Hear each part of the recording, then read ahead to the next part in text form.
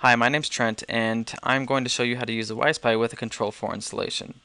A Wi-Spy is a spectrum analyzer, which basically is going to show you all of the RF activity. You'll see the microwave activity, you'll see the cordless phones, you'll see the Bluetooth, you'll see all sorts of different types of devices and how they are going to affect a Control4 installation. Our software has three views. The planar view, which is your typical traditional spectrum analyzer view, and you've seen these before. It's kind of got a line that goes up and down, and we track the average and the max in this view as well. Then we also have the topographic view, which is basically a density map of the RF activity. Now, because wireless devices follow the same pattern again and again, whether it's packet-based like a Zigbee protocol or an 802.11 protocol, it's going to follow a similar pattern. And if we use a density map, we can actually track the pattern these devices make so we can identify what they are. And then the last view is the spectral view, and this is my personal favorite because it tracks amplitude levels over time. And this helps me find areas of interference because a device may have come on at a certain point in time and cause a lot of interference for what I'm looking for. So it helps me narrow in on that specific point in time. And like I said before, the planar view is, it's got three different colors, yellow, green, and blue. The yellow is going to show the current amplitude levels, so it's going to be real time. And the green is going to be the average for whatever time frame you're viewing. And with Channelizer, you can record up to, well, there is no limit. It's however long you would like. But let's say you were going to leave Channelizer running for 24 hours. The green is going to be the average for that entire recording, unless you change the time frame in Channelizer. And I'll show you how to do that later. The blue is going to be the maximum amplitude seen. And this is really good for knowing if there was any kind of interference that happened at any point in the recording.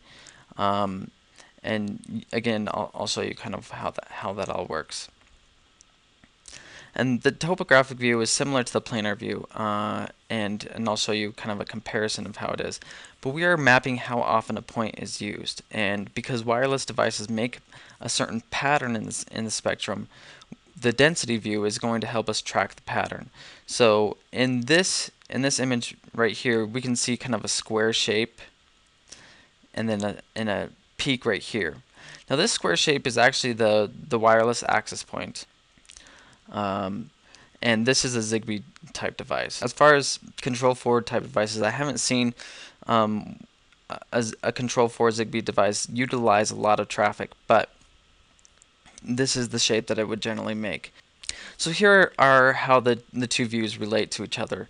As you see in the planar view, we can kind of see these spikes right here, but we don't really know what they are, and it looks like there's kind of some activity going across the entire band. But if we look at the topographic view, we can actually see that there's some general noise going across the entire background, which is Bluetooth, which is a frequency hopping, and we have a cordless phone that comes on, and 802.11g.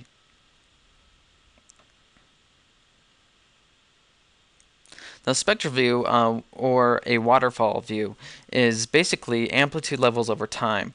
So it's going to show kind of a summary of the entire recording.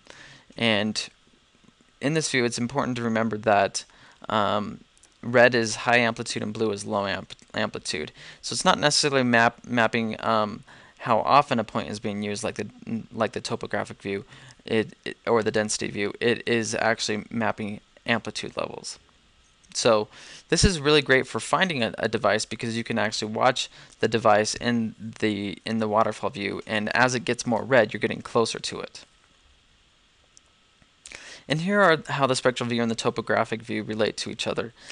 We can see that at this point in time, a device came on, and then it jumped channels here, and then here, and then here.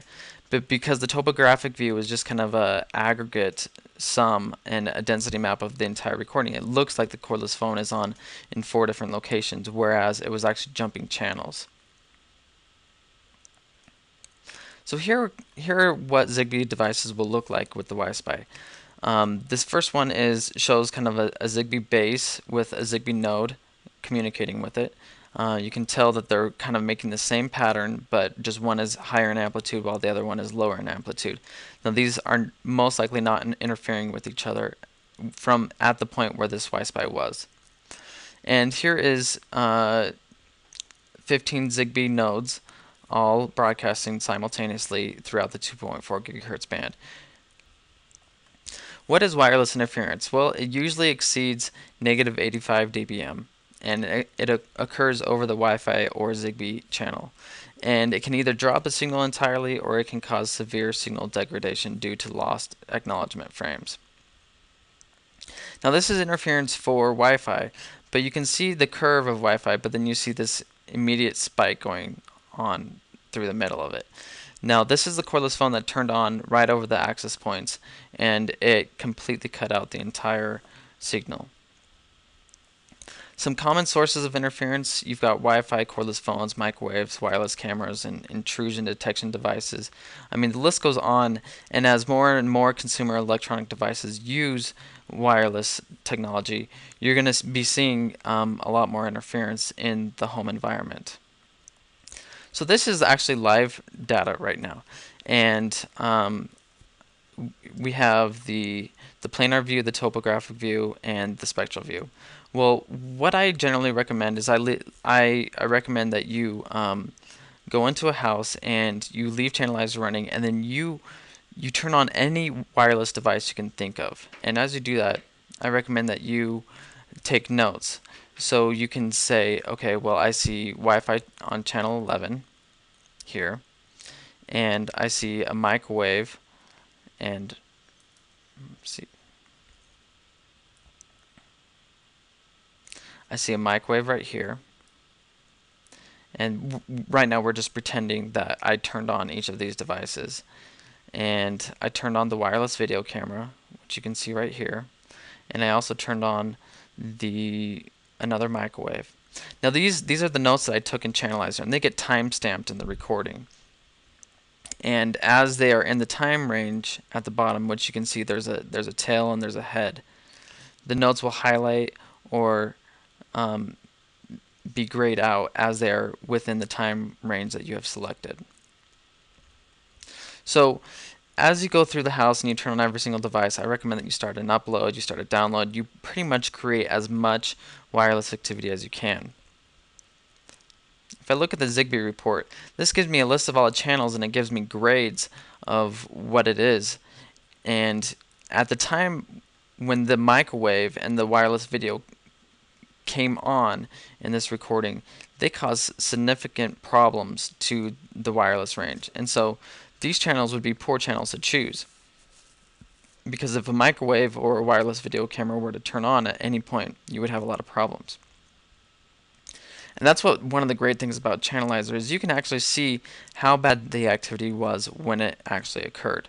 So some best practices with Channelizer: if you're going to be walking around mobily, I recommend that you lock the time frame. And all that is you have the time frame, and you shorten it to about 2 minutes, and you click the lock button.